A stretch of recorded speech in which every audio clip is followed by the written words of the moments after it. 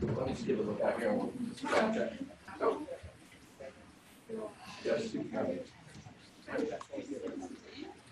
there's still pizza for you. There. Okay.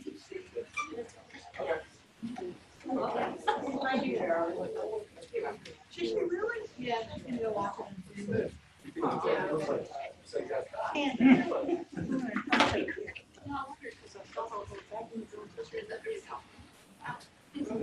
Pauline said it in, I still don't see Chip anywhere, so I guess he got He already knows the free. story, by the way. So let me just give a quick greeting and introduction here.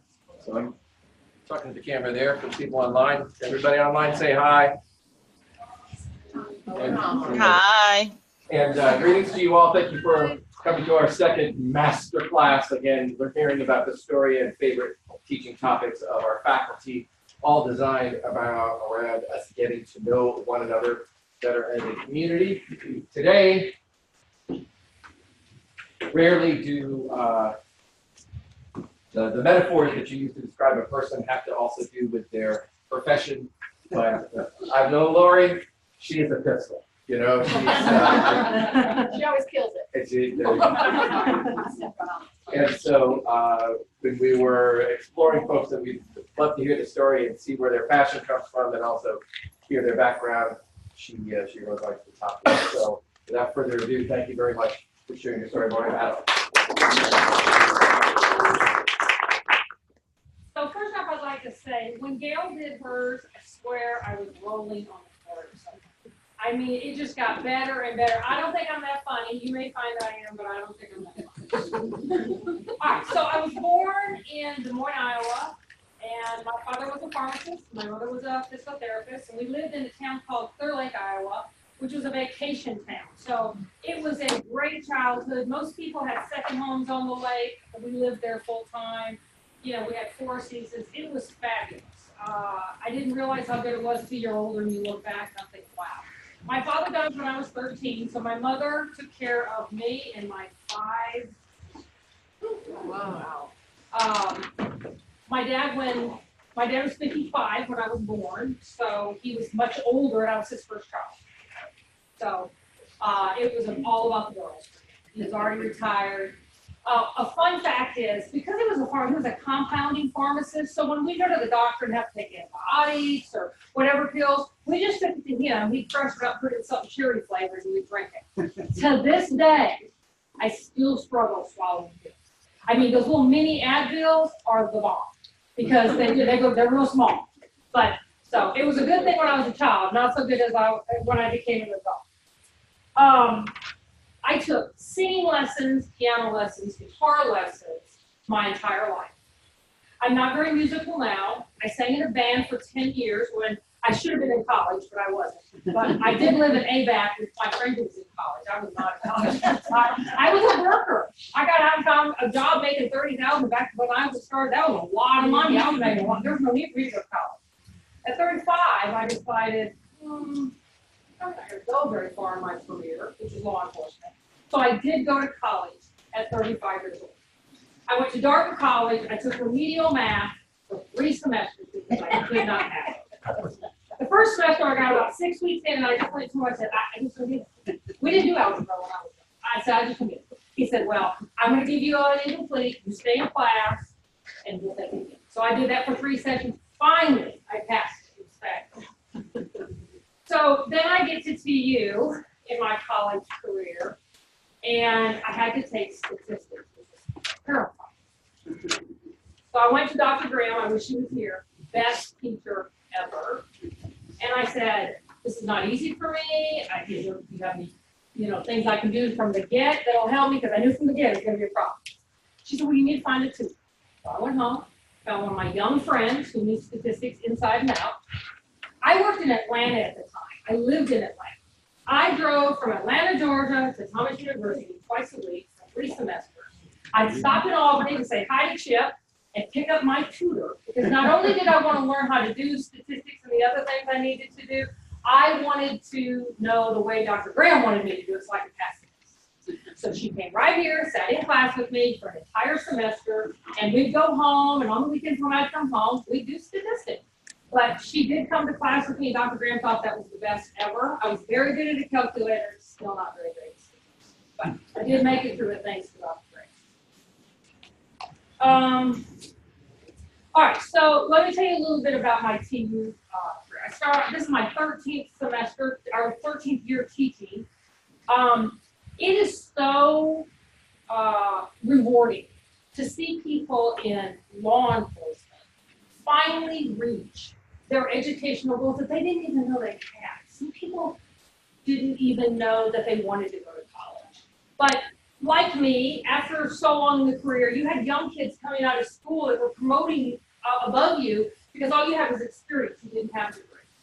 So to actually help people that I've worked beside and with for years reach their educational goals is so rewarding.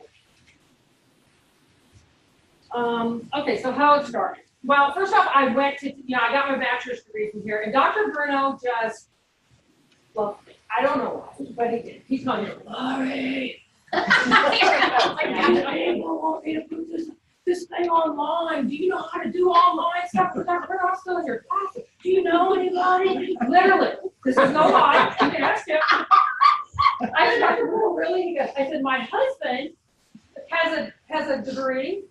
So you stop. Is that not how I talk? That's So I sent him Chip's resume. He called me within about 2 days because it took me that long to open up the email to see the resume. And he says, we're hiring you. I don't know. How about I let you talk to Chip? So he talked to Chip. Literally within 2 weeks, the next semester started. Chip was an adjunct instructor here. So I love Dr. Bruno. He was absolutely the best. I brought a lot of people down here, and we all came to TU. Everybody I worked with came to TU. I told them, you gotta come to TU. This was a great college. They had fabulous instructors. They understood. We were just starting to go online, which can I just say was very painful. Like everybody that was here knows how painful it was. But it really opened doors that law enforcement officers had never had before. We don't have time to go sit in the classroom. Especially these people who work that are police officers and sheriff officers who work at night. So it opened up so many doors, and I don't know, we must have brought about 100 students in. Dr. Brennan was like a hero. It was crazy. So when I graduated, I was already starting my master's degree. So I went, when I finished my master's degree, I started teaching here too, so Chip and I were both teaching online. He was full-time by then.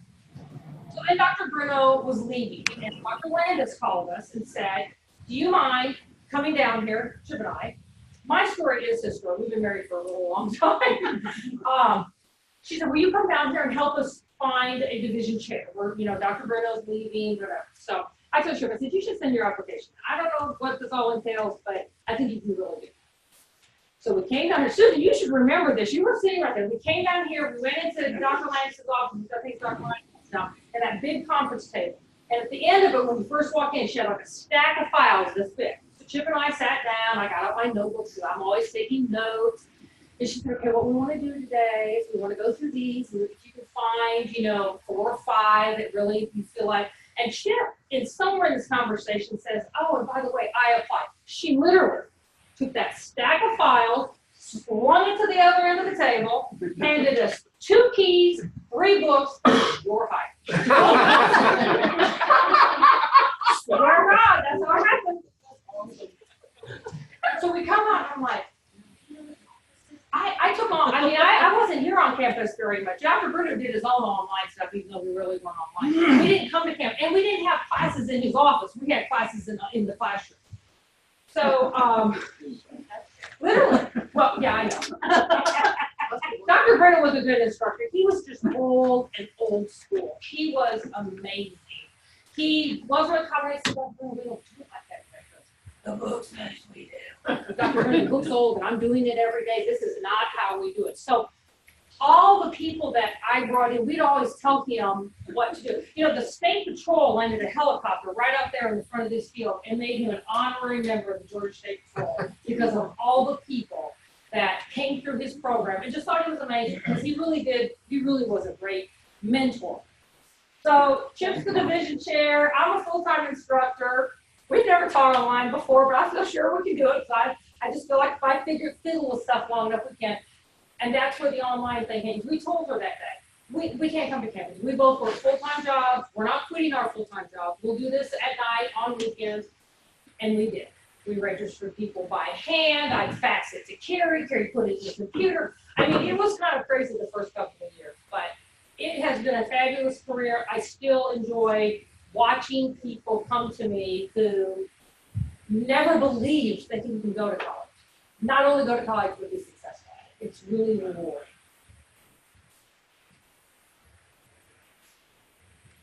One of the challenges of teaching online that I've found is it's hard to build relationships with people online, in emails, and in text. I have had students ask me if I can a computer like that. I'm like, do you see the videos I do? But that's really me. I guess they just don't know. I mean, mostly new students, but it's kind of interesting how they feel. And then you have other students who really just want to do the schoolwork. They really don't want to talk to you. If they have a question, they'll call you. But we do a lot of texting. My phone rings all times of the day and night. And I tell them, I work at 2 o'clock in the morning before, and I know they are too. So you go ahead and text me. And I've gotten out of bed at 2 o'clock in the morning to reset a test or to look at something that they're confused about, because that's when they go to school. Because they're working during the day. And this is the only time they have to do their schoolwork. So it is a little challenging. I have known a lot of the people that have come through because, of course, we recruited them. They were people I worked with or people I knew. So it really is good. We still have a lot of people coming in from law enforcement. I hope we have a lot more to come. Some of the good changes that are happening here, because they really need this education in law enforcement. We've always been kind of skill-driven and not very academically driven, and now we have both. And I think it's just a really good thing for law enforcement to have that. All right, so my career. I just retired in July with 30 years in law enforcement. Had a great career in law enforcement, and I have done some really cool things. I started off as a correctional officer in a prison as a guard. Y'all call them guards, they're correctional officers, but they're, the whole thing, inmates everywhere, you're locked in the building with 96 inmates for 8 hours. Not very much fun, even back in the day. When I went to we have what's called pre-service orientation, which is where you go to 3 days before you actually walk in the prison. And those prison doors closing behind you for the first time is a little freaky. I've taken several people, but Dr. Von Billion went up to Jackson with me to death row, and I didn't think he was coming. I didn't think he was getting there because there's a sally port, gate here, you get in the middle. No 2 gates are open at the same time. It's all a security thing. I didn't think he was going to go through the same gate.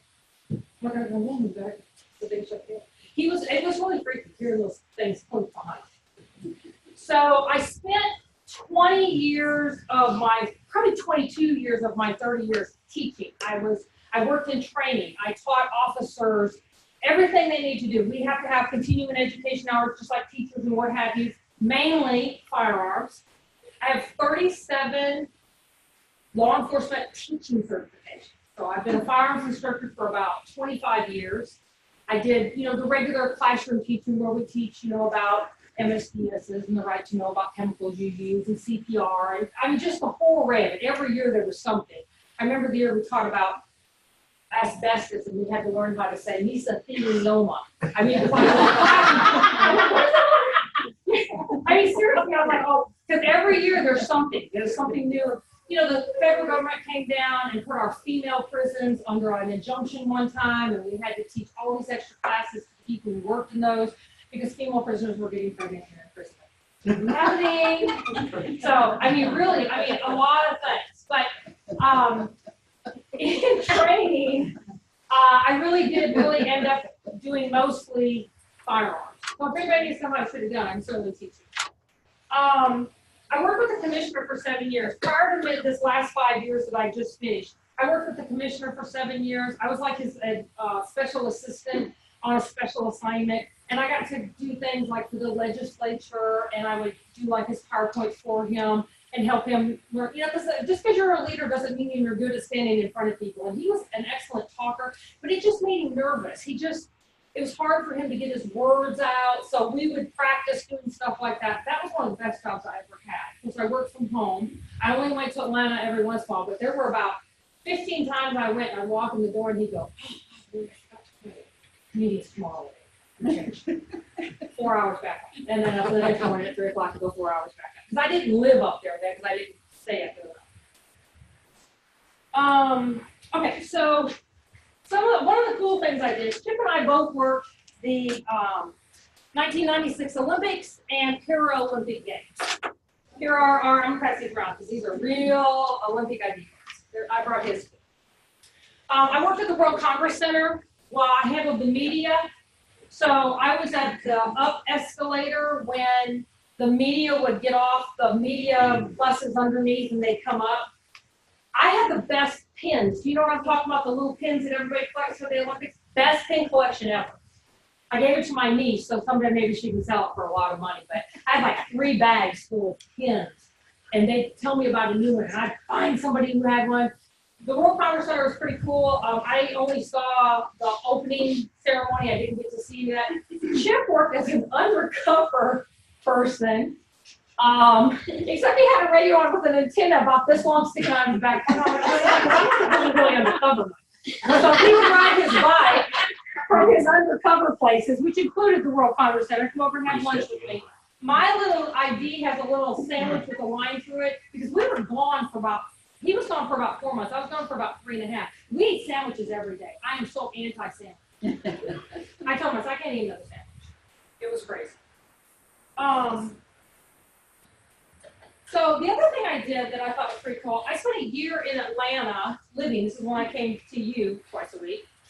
I worked the G8 Summit over in Sea Island. We spent a year training people how to arrest it because I had all the mutual aid. So this is all the law enforcement people that work for the MARTA. So we had to set get standards for everybody because each department does things a little different. We had sheriff deputies, PDs, school police. So we wrote the standards, wrote the policies, and then we taught them for a year how we were going to arrest them, what kind of equipment. So I worked the G8 Summit. It was fabulous. I worked in the command center. Here's my little ID. One of the funny stories was I worked where the GSP, Georgia State Patrol, had their down feeds. So they had helicopters flying around so we could see what was happening even though we weren't out there. But everybody wanted to come watch cameras because we had a whole wall of TVs in this, in our command center. So we took the little petitions and kind of built like a little maze so that people couldn't walk by and see the TVs because that's what drew them into us. So they had told us the president was coming. And I said, okay. And I'm 6'1", so, you know, petitions are about 6 feet tall. So I could see them. If I saw, you could see the little Secret Service people moving about. We were in a huge hangar on Sea Island. They'd taken all the airplanes out, and all these state and federal agencies had these little cubicle-like things in an airplane hangar. It just was not enough for them. I mean, we were so cramped. So they told us not to leave our section, just to stay there, and that the president would come around and speak to all of us. So I saw him coming, so I sat down in my place, and I was sitting next to him. Because they couldn't see over, and I could sound, you could hear them, because they made a lot of noise, because everybody's in suits, so they, you know.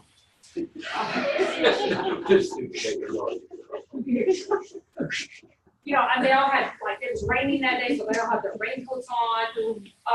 So I sat down, I'm sitting next to a GBI guy, and the head state patrol guy. I did the prisoner process unit. I was in charge of the unit that would have done arrests. I haven't had that. I'll tell you about that in a second. So we're sitting there. I'm sitting straight in front of the little maze that you would enter in. And this little dog comes.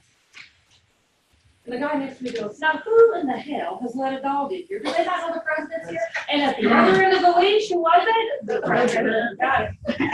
Oh my God. I thought they were going to die. And then they ended up stepping on the little dog's foot before he got, because it was so, I mean, we sat like this. Our little computers, we were typing like this. So Ronald Reagan died the first day of the G8 Summit.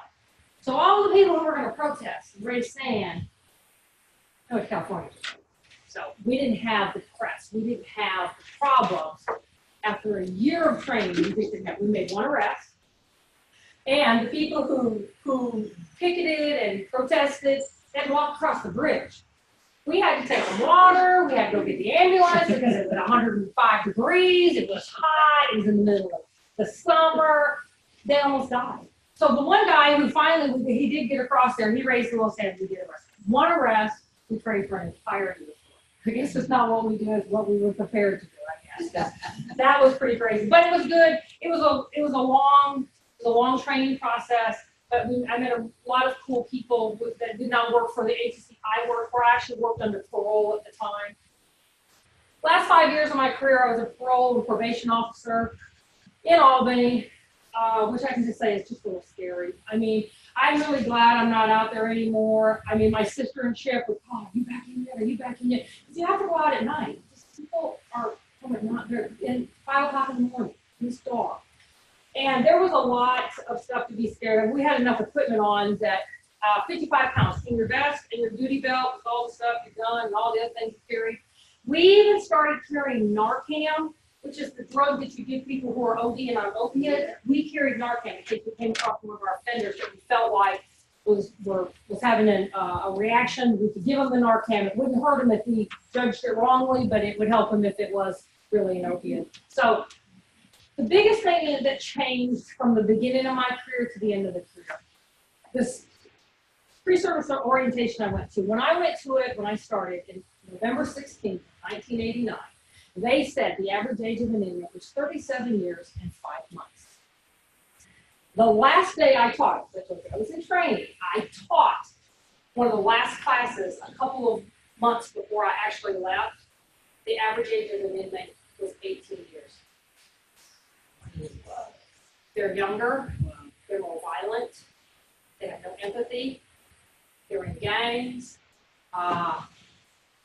they all carry guns. It's a pretty bad world out there. And I think people just need to be aware of that. You can't live in fear, but you need to be aware of what's happening around you. I couldn't believe that when I read it. I'm like, sure, this is music. I just hadn't paid attention, but this is a mystery. It's a lot of difference. So the criminals used to be older, more mature. You know, now they're younger, they don't have any families, they don't have any kids, even if they do, they're not taking care of them, so they don't have any. So it made it a lot different, the way we supervise them from the beginning to the end. Between drugs, the self-medication, the mental health issues, the codependencies, I mean, it was literally just really hard to help people be successful. 3 things I've learned in law enforcement, the hard way, I can tell you that. The first one is, everybody is somebody's baby. I don't care what they've done, how many times they've done it. There's a mama out there that loves him. It's going to stand behind him forever and ever and ever. That's really tough, but there is. Secondly, you cannot wish for somebody to be better, to have a better life. I supervised this guy that I really felt like he was really smart. He spoke really well. Didn't have much of an education, but I just think he was naturally just, smarter than the average bear. And I told him, I said, Roosevelt, let's get you into the GED program, then you can go to college, and you don't have to live in a place where your air conditioner is chained to the ground so people don't steal it. Literally, he looked at me and said, oh, that'll bother me. I couldn't wish him to do better. He didn't want to do better. He was happy living in this dump that I was scared to go in because I was scared the boards in the house would support my body and we would fall through because we've done that a time or two. So I just didn't go in the house. I didn't get up on the porch. But his air conditioner had this heavy-duty chain on it and was staked to the ground so no one would steal it. Now I'm just thinking he'd want better than he did. And he told me that. So that kind of changed my idea. Well, I can't really wish my well-beings on them. So you have to handle them a little bit differently. A lot of mental health plays a huge part in how they see things and look at things. So it was really sad. We referred, our mental health place is called Spire up there. We referred probably 9 out of every 10 people we had to either get their medication or go get their shots or go see their counselor or do their groups. And I mean, it was constantly in and out of jail. When you get to decide where people sleep at night, is a huge responsibility. I got to decide where people sleep. I could put them in jail. I could put them in prison if I could get up enough evidence to convict them. And I could let them run free. But when you get to make that decision, when that decision is on you, it's hard. Because you want to help these people and you want them to be better. But the mental health problems out there and the conditions these people live in is unbelievable. The stuff you see on TV, we have that in Albany. You have that here in Thomasville. I've been down here before. It's everywhere. And so So it was always hard to decide, the punitive side of it. Was the punitive side of it helping them or hurting them? Was it really effective? They didn't get them in jail. They didn't have to worry about where they're sleeping. They had 3 meals a day. They got whatever medication. They didn't have to go anywhere to get it. They just brought it to them each day. So jail, like we see it, would be very bad. To them, it was just kind of a safe haven. So putting people in jail, they're like, okay, let's go. We arrest them right there on the street. They just give up. Not everybody. So most people like to run. I'm like, I'm not running. You can see it in their eyes. I'm like, I'm not running. You see all this stuff? I'm not running. They're like this. They're looking at you. The minute they look down, you know they're going to turn around and run, and they take off. We have cars and stun guns, and tasers, and so we didn't have to run. And I had a partner that was a big burly guy. And he loved running. So I'd say, I'll meet you on the other side because I always go for the alley. So we had to take the car and come around there. It's just kind of crazy out there. Every day. This is every day, not once in a while. This is our everyday life. So I'm really glad that that's over with, and I can concentrate more on teaching because that was really, it was really sad every day. There was nothing happy about your job. Even when they'd come in and say, oh, well, I'm so glad Dad's getting out of prison today, and my cousin, their whole family's in prison. Everybody's in prison. That's what they do. So it was not really a lot of fun to do that job. All right, so other parts of my life. I don't teach about serial murderers, but I'm also a serial spouse. When I met Chip, I had been married before. And I told him, I'm like, no, I swear to God, I said this is long before I even liked serial murders. I said, do not unpack your bags, because if I am not happy, you are leaving. I am clearly a serial spouse. Did I not say that to you, Chip? When I hit the 5-year mark, which was the mark where I had been married longer than I'd been married to anybody else, he wanted to have a party. He had made it. It was kind of funny. The suitcase is not in the closet, but for a long time I told him, I'm like, no, I'm not, if it's crazy, I'm not staying. So I'm just, because people, when you marry them, they're just all different. And I just decided I was too young and had too much life in me to stay with somebody who made me so miserable, so I could leave. I was divorced and leave. But I did tell Chip that. So the fact that I like serial murders, serial spouse, I thought it all kind of played together. My dogs are my entire life besides Chip. I love them. I have 4 of them. I have 3 Italian Greyhounds and 1 Chihuahua, little Inez. She comes to school once in a while. They're just fabulous. I wish I would have only had maybe 2 dogs. I think I could have been a better mother than 2 than 4, because I have 2, and if you talk to the other dogs, they're mad. It's like children. Like if you give too much attention to one. So, but I love them. For the storm, this last storm we just had, we packed them up and took them to Birmingham for the night. Everybody said, why are you going to Birmingham? Because they didn't have a storm in Birmingham. That's why. It wasn't raining there. There was a rainbow when we got there. I'm not living, because we lived through the tornado. I'll tell you about the tornado in a little bit. And then we went to Macon for 5 days because we didn't have electricity. We didn't have internet. We didn't have anything. I said, I said, no, I've lived through that and I've been there. In January, the year before last, we got hit by the tornado. We had 39 100-year-old pine trees laying in our yard. And we live in the city. We live, in like right close to downtown, in the old part of all it. And I remember being in the closet with 4 dogs, 2 cats, and Chip standing in like the closet door, deciding whether he wants to come in or not. He wasn't really scared. He said, "Really?" It's like the Wicked Witch is going on out there. It was awful. It only lasted about 45 seconds, and you could hear stuff. Our house has got a lot of windows, so I just knew something was going to hit a window and blow the house out. But he was supposed to stand in the middle of the thing, because it's got 1 foot in, 1 foot out of the closet. Me and the dogs and the cats are in the closet, holding on for dear life. That was pretty terrifying. We were without electricity for 9 days. We did stay in the house because it was cool. We got a generator, and we did stay in the house for long. No electricity, no. At 7 o'clock when it's dark, what do you do? There's no TV, your phones didn't work. It was a mess. Halloween is my very favorite holiday. I dress up every single Halloween. We do crazy stuff. We do not dress up. I don't know why. Chip and I have been married for 23 years, and we dress up every year. In fact, we dress up for a lot of stuff. I did his face when, what was that soccer game that you had? The World Cup, yeah. Okay, we had to do soccer, you know, he says, can you do this flag on my face? I'm like, really? So I pulled it up on YouTube and I watched the video and I did his face. So we are big dress uppers for Halloween. It's my favorite. It's better than Christmas. It's actually better than all holidays too. We do love to travel. If I don't know, we usually travel at Christmas, spring break, fall break, and sometimes during the summer. We love to cruise. I love the Caribbean. Las Vegas is my favorite place to go. Likes to gamble.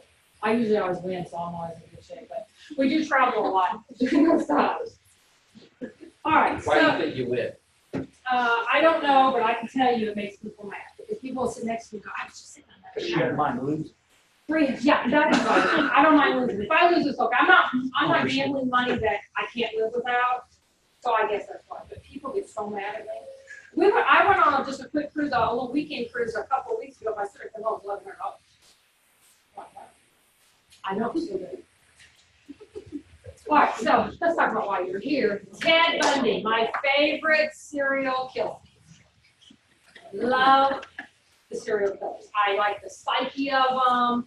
I just think Ted Bundy was, well, first off, they said he was pure evil. No empathy, didn't care.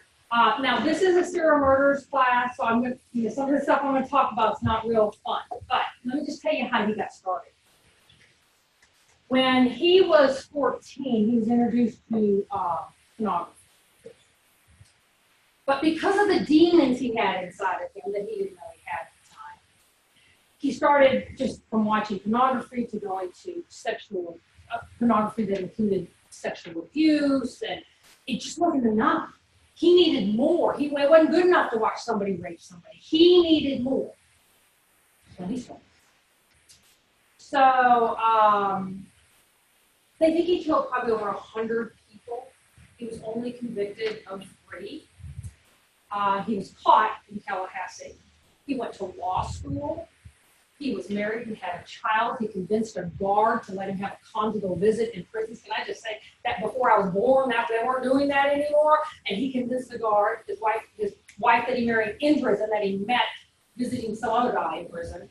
What a twisted tale. The reason Ted Bundy, first off, he was really good looking. He was able to kind of morph into other people. He could grow a beard, lose 20 pounds, let his hair grow. It almost like he didn't even look like himself. That's why they said that they never could catch him, because he would just morph into somebody else just by letting his hair or cutting his hair off, doing the opposite of it, gaining weight. He killed people all across the United States. They say maybe 100. Serial killers don't talk a lot about what they did. He never really did tell. He would give little hints. And everybody has their theories, which is why they think he killed a lot more people than the 30 he actually admitted to. He was convicted of 3, but admitted to 30-ish. Went to law school, did I say that?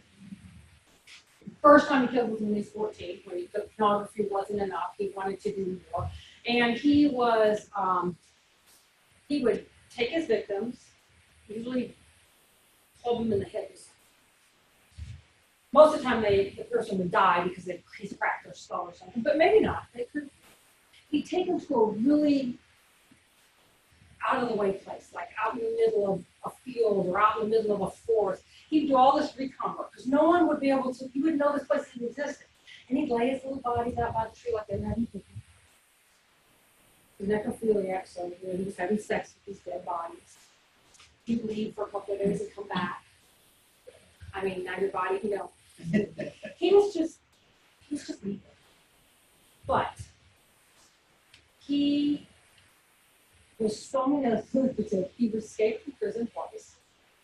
2 times. The second time is when he ended up in Tallahassee.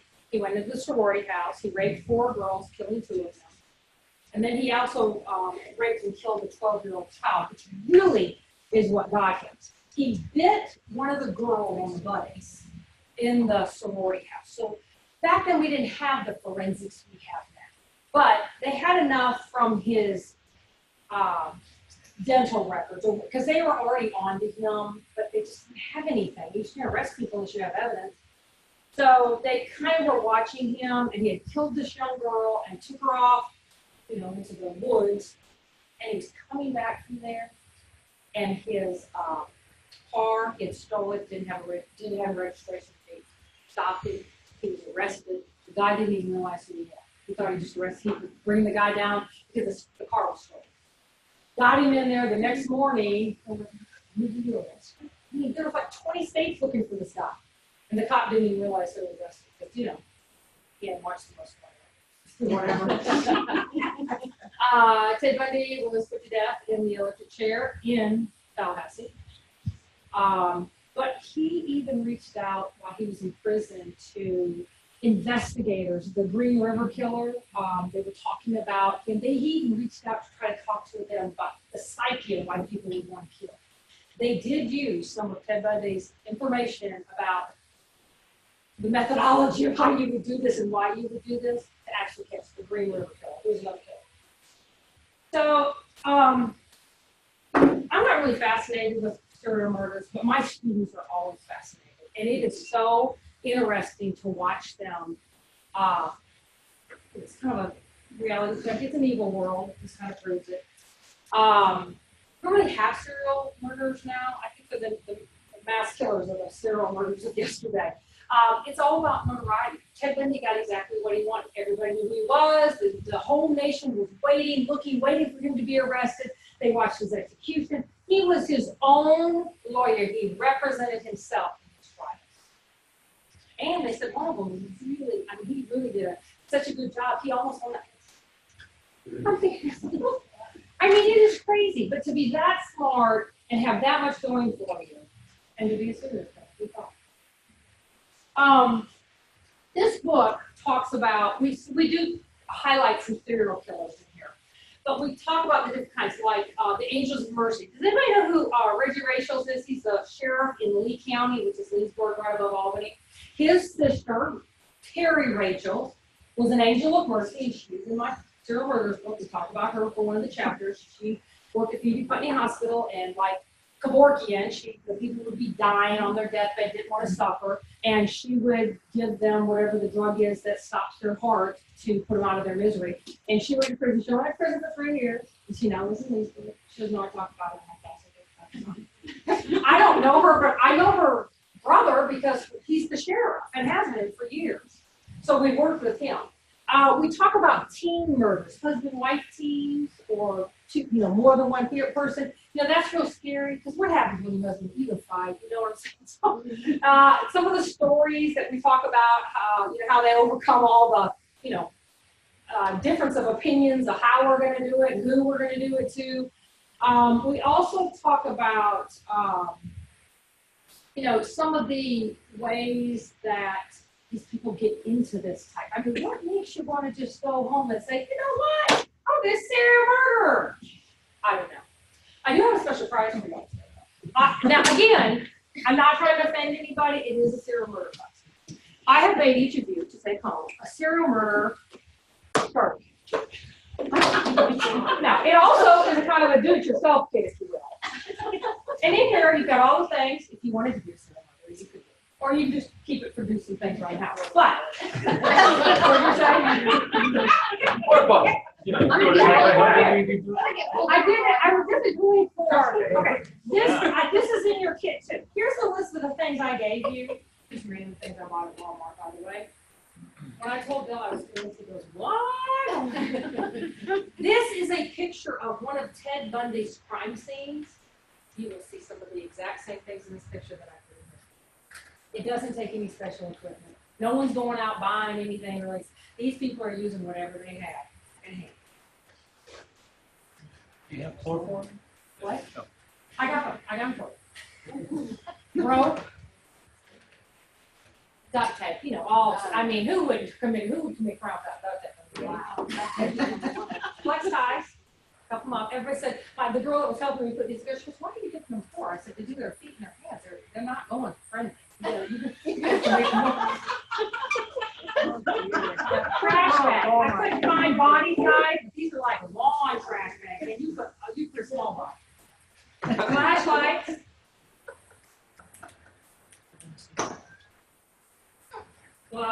apron, and a red. Really and truly, it's really good. I kind of got this idea. Have any of y'all seen 50 Shades of Grey? He goes into the hardware store and he asks for flat size rope. Really? And she said, he's got all the making of a serum ring. He goes, not today. But I mean, it's just regular stuff. So I want you to, when you get to look at, you just take it home. This is stuff you can use right now. I want you to look at what Ted Bundy had. Because he just had this in the back of his trunk. And this is nothing special. I have all this stuff at Walmart. Cheap. So. Do you have me give everybody their The location? message is we can do this at home. You can do it. That's right. The message is, everybody thinks it takes a lot of equipment, or it takes a special something, it doesn't. It takes a special someone. Yeah. They just use regular equipment. There's so many people, the students in my book, the students that are in my class, I make them do a presentation. I'm big about presentations because everybody else makes them right. And I just feel like being able to stand in front of a crowd and actually present and actually be able to do a PowerPoint presentation. I mean, it saved my life. I was one person in the room 30 years ago that knew how to do something like that, and I wasn't scared. And I think that's why I might have got some of the jobs like that, because I could stand in front of people. Now, it still is nerve-wracking. I used to tell people because I taught how to do presentations for years, I used to tell them, I said, you can have butterflies. I did butterflies too, but they better be in formation, because if not, you can get stuttering and stammering. So, it's not really a God-given talent. It's something you learn to do.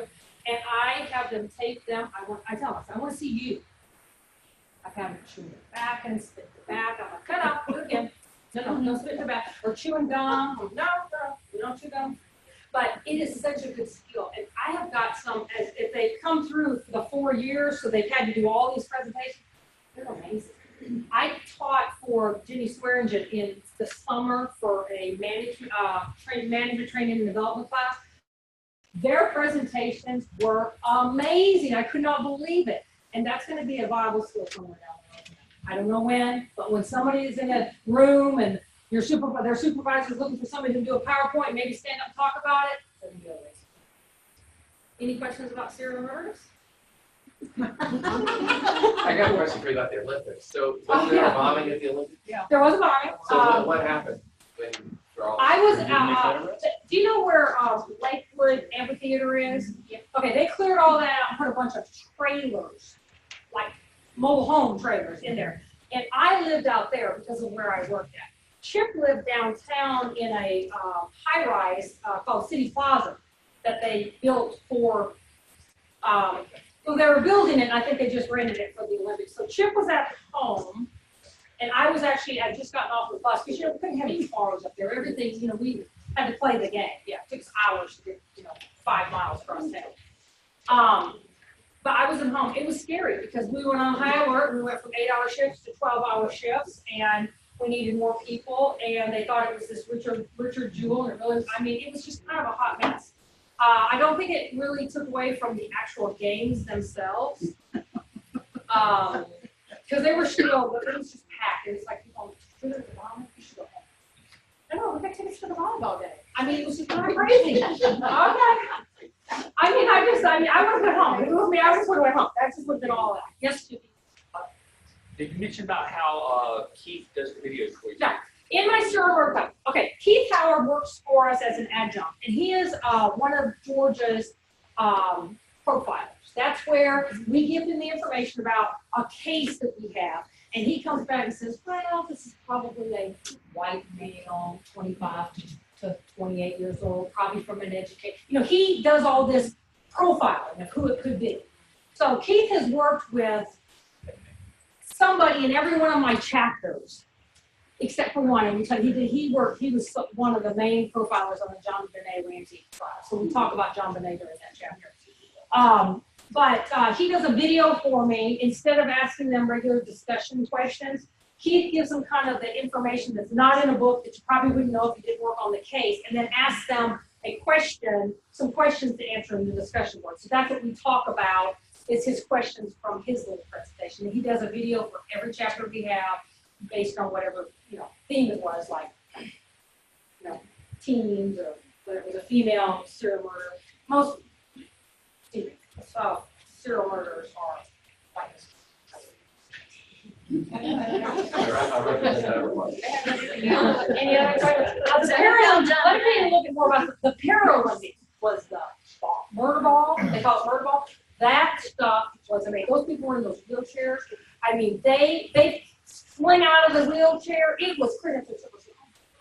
It was so violent. They call it murder ball. It was like volleyball. For the Olympics, they call it wheelchair rugby, but, Okay. Murder ball. but the league is But the murder ball. vernacular. It was so good. So we got to work the Paralympics too, which was really amazing. And it was all kind of centered, so we got to see a lot of the events there. And the opening ceremony of the Olympics was really good. I actually was inside the stadium. Hey, Lori. All your firearm instructions. Yeah. What do you prefer, a handgun or a rifle? Like, what am I doing? Depends on the job. I have got to. As a serial murderer, which. I'm sorry, I didn't hear you. That was Rich's addition. One story I forgot to tell you, our 911, I was an armor, so I worked on guns. Specifically Remington. I worked for Remington a lot because we had shotguns, Remington shotguns. Is there one in our boxes? I can buy it on sale. So they had asked me to go to the NRA in Fairfax, Virginia, to teach a Remington armors class where I taught people how to tear a shotgun down, fix it, if something's wrong with it, and then put it back together. Which it's a lot more complicated than it sounds. So at 911, I was in Fairfax, Virginia at the NRA, and it was crazy. We couldn't get calls out. I couldn't call Chip. My mom was calling. So finally, our commissioner of our department called some police department up there, and they came to my hotel room because I couldn't get home. Right. So I had all these guns because I was the teacher. I had all these guns, all this gun equipment. I rode in the back seat of a police car with in the back behind me. 2 officers from Tuscaloosa, Alabama. They brought me off in Atlanta. My boss picked me up because we couldn't get in the airport to get my car without all guns. It was pretty. I mean, the ashes were so thick. We couldn't really go outside, and you couldn't get signal. I mean, so relax for 3 days. I just kind of. We went to the NRA, they came and got us every day because it was just right around the corner. But they had snipers on the roof. I mean, it was crazy. So I got home. It took 3 days to get home in the back of the car. We left like at 1:30 in the morning so the traffic would be less. And we drove through and we'd stop. Because I mean, all this in the city, I'm holding all this stuff in my lap. It was awful.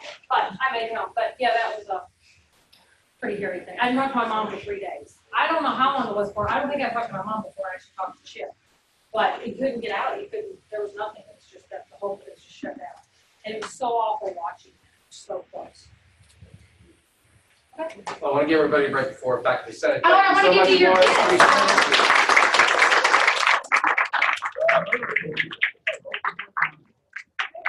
Lori.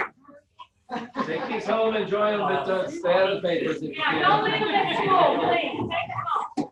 Please help yourself to some food over there. Faculty Senate will be at 2 o'clock. And in December, we have Jody, speaking of the Olympics, we're going to have Jody Amber talking about. Are white males allowed to have it? That's right.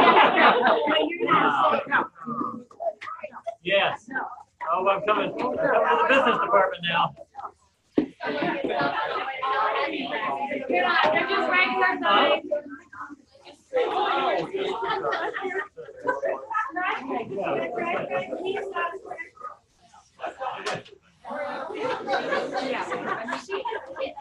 Here's the problem, though. You can't- Oh, you might get that. I was So he already likes the potato. I was gonna say, I know what we need from Olympics. Connie,